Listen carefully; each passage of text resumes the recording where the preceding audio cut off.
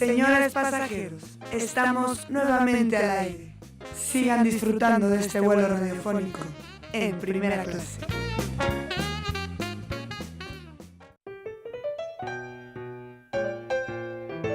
La entrevista de primera clase.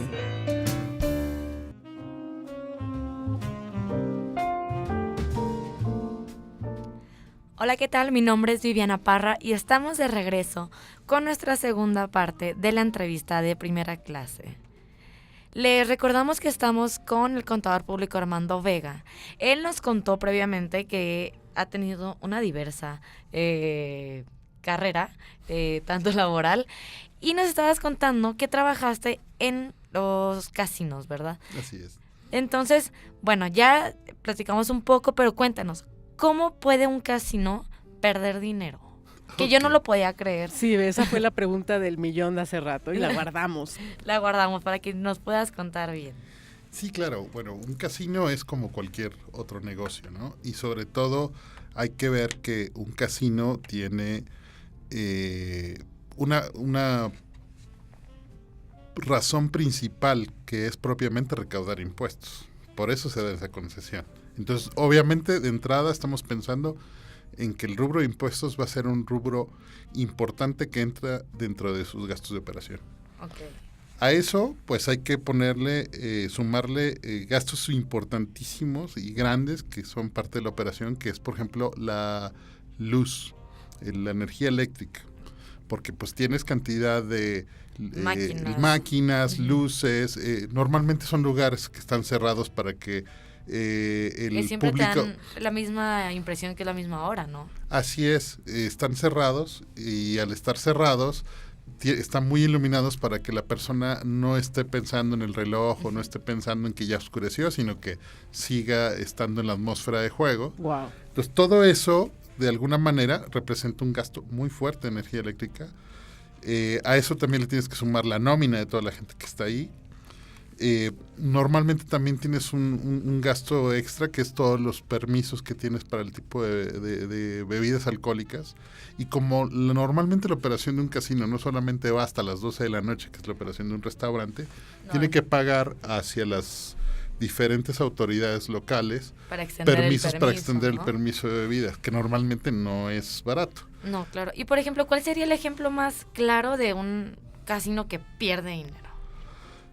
Pues bueno, puntualmente, cuando se da la situación de que un casino pierde es porque hay una concentración de varios casinos en una zona geográfica de una ciudad y que no te da con respecto a la cantidad de gente que acude a esos lugares, ¿no?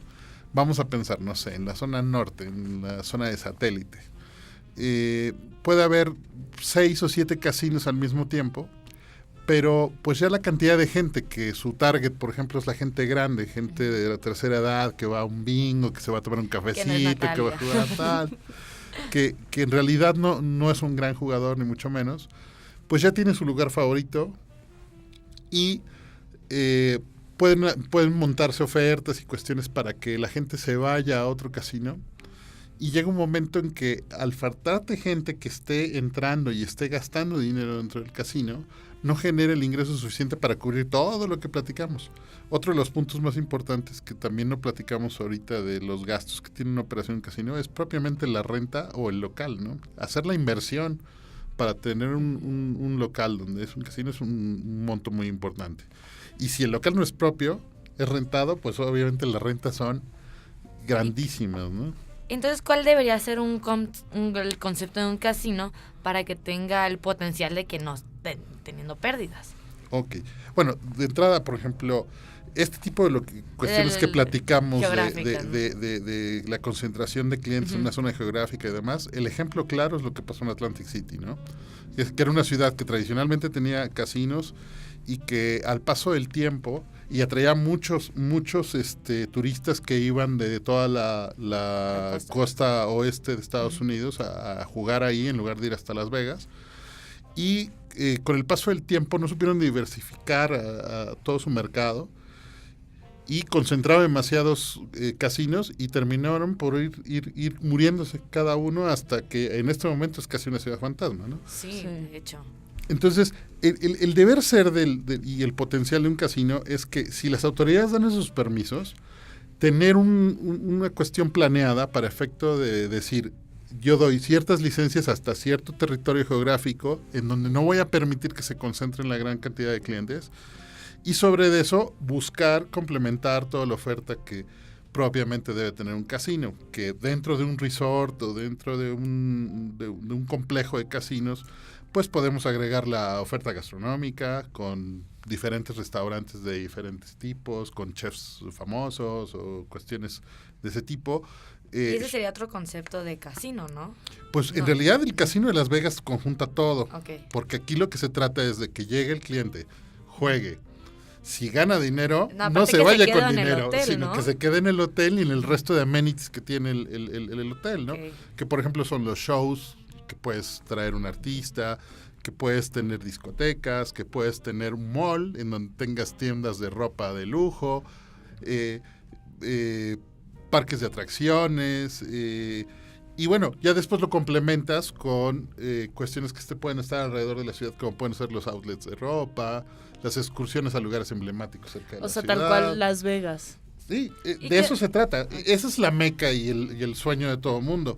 Pero en realidad así es como creas industria en lo de los casinos. Si lo dejas solamente a salas de juego con bingo, pues la verdad es que creo que el potencial para México está todavía muy lejos. Y en México que no se puede hacer los juegos en vivo. Exactamente. Por ejemplo, ¿qué otros lugares tienen este concepto que no sea Estados Unidos? Bueno, hay países, conocemos por ahí puntualmente los lugares más emblemáticos como Monte Carlo o Macao, pero también es cierto que se enfocan a otro tipo de clientes y mercados, ¿no? Okay. Hay un mercado importante de casinos de lujo. ¿Y ese cómo se definiría, el casino de lujo? Bueno, el casino de lujo pueden ser varios conceptos, ¿no? Normalmente toman lugares emblemáticos.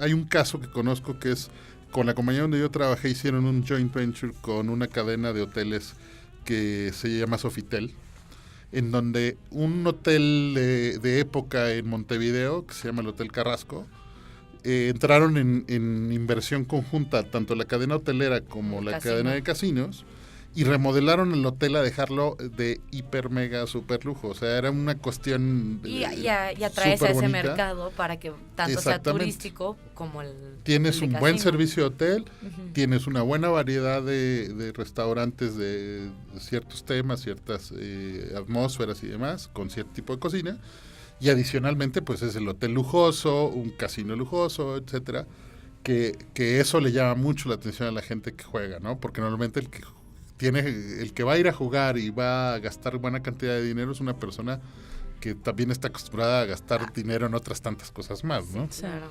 Y que conozcan otros lugares, ¿no? O sea, decir, me gusta gastar y me gusta el casino, bueno, me voy a Montevideo. Así es. Bueno, estuvo interesantísimo esta parte de los casinos y del turismo, pero creo que ya es hora de pasar a la otra sección de nuestra entrevista sobre el turismo y el área cinematográfica en México. Es lo que estás haciendo ahorita, ¿no? Ahorita sí, como tal, nosotros tenemos una empresa que es una distribuidora de películas, que compra derechos de películas, pero también hacemos producciones. El año pasado tuvimos una producción que se llama ¿Qué culpa tiene el niño? Ay, claro, padrísima, que la protagonista es Carla Sousa, ¿no? Exactamente. Esa película es una coproducción de la distribuidora en la que yo estoy, con Mónica Lozano, que es la productora de otras tantas películas como Amores Perros y la misma película de Derbez de Latin Lover. No, la anterior. La de No se aceptan devoluciones. Entonces es una persona que ya tiene mucha conocimiento de la industria, y entonces al hacer producciones, pues finalmente aquí viene una oportunidad muy interesante de todo lo que puede ser una oferta turística. ¿Por qué?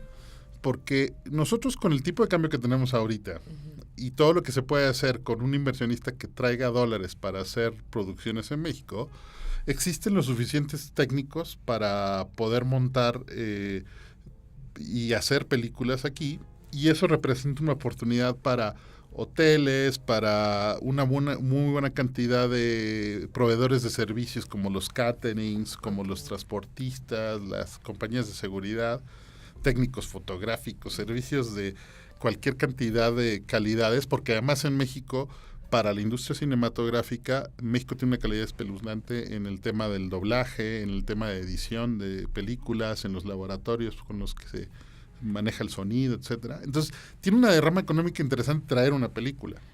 Claro, porque aparte, creo, México tiene mucha diversidad para locaciones, ¿no? Exactamente. Aquí lo interesante es qué tanto los promotores de turismo se pueden ir acercando a los grandes estudios, que son las grandes producciones. Y no hay mucha especialidad, ¿no? O competitividad.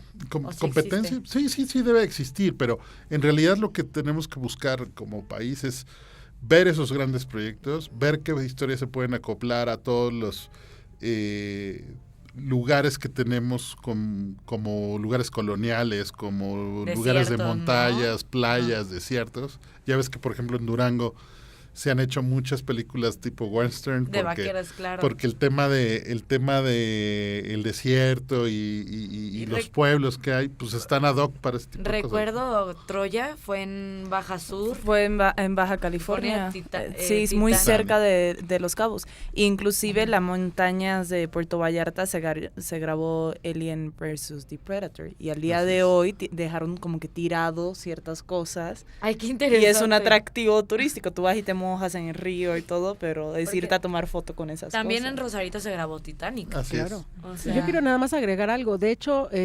Durango y la Riviera Nayarit tienen, por ejemplo, una comisión de fílmica, así le llaman, que son los que van y buscan a los productores como para traérselos a los destinos para que filmen. O sea, se invierte dinero en el caso de turismo de los estados para tener esa oficina específica del tema cinematográfico, ¿no? De promoción del destino para traerlo. Así como van y se traen congresos para turismo de negocios, también van y se traen producciones a los destinos. Qué interesante. Y eso sí deja mucho derroche económico. Claro, aquí puntualmente, el mejor ejemplo que podemos tener de lo que ha sucedido en los últimos años para acá fue la última película de James Bond. Ah, claro. Que hicieron todo el tema del Día de Muertos. Del Día de Muertos, que eran los 5 primeros claro. minutos de la película, pero que representó Hicieron cualquier el carnaval. cantidad de carnaval, que además llegó para quedarse, porque además ya el gobierno de la ciudad creó el carnaval ese Muertos para estuvo padre, hacer ese me tocó desfile. ir. Cosa que no era una tradición que existiera, pero bueno, está bien, porque eso atrae gente. Da empleos. Da empleos. En todo el mundo vieron esa película. Y pues vendió parte del centro histórico y de nuestras tradiciones de muertos con tal vez gente que no conocía y que va a tener el gusto de venir. Entonces, además de haber hecho una derrama económica interesante en el número de extras, en la cantidad de técnicos, en la cantidad de cosas que catering, lo que hablábamos, catering, transporte, seguridad, técnicos y demás, además le da promoción a nuestro país y a nuestra cultura y atrae a más turistas a conocer México que no conocían, ¿no? Sí, no, y es súper importante. Y Día de Muertos para mí como extranjera, yo creo que es una de las cosas más wow de la cultura mexicana, claro. Porque es algo que no se celebra en otro país. O sea, una cosa es Halloween y otra cosa es Día de Muertos. De verdad. Es otra cosa completamente diferente. Es algo impresionante. ¿Y cómo en la empresa, en tu empresa, cómo hacen la selección del destino? O sea, me imagino que primero tienen el guión y en base a eso, ¿no? Va en función de las historias. Por ejemplo, y también de los presupuestos. Por ejemplo, la película de Cantinflas, alguna vez estuvimos ahí al pendiente de cómo se daba ese concepto. La verdad es que la película tenía una buena parte de la película que se hacía en Acapulco, porque además ese glamour de la época de Cantinflas con Frank Sinatra, con los grandes actores gringos que venían a Acapulco a las grandes fiestas y todo eso, pues lo querían recrear en la película de Cantinflas porque era parte de la vida de Cantinflas. El tema era el presupuesto, llevar toda una flotilla de personas que iban a ser técnicos, actores y demás a Acapulco, hacer una buena parte de la película, pues eso representa un costo importante y un gasto fuerte, ¿no? Entonces, si no tienes ese presupuesto, no puedes hacerlo. Pero las grandes firmas de producción a nivel mundial tienen ese presupuesto y más, como James Bond, entonces dicen, no importa. Y bueno, mejor para nosotros que vengan a México. Así es. Así es. Pues muchísimas gracias, Armando. Yo me quedé picada de saber más de la industria cinematográfica, así que tendremos que programar una segunda entrevista. Muchísimas gracias por haber venido, pero tristemente es hora de aterrizar.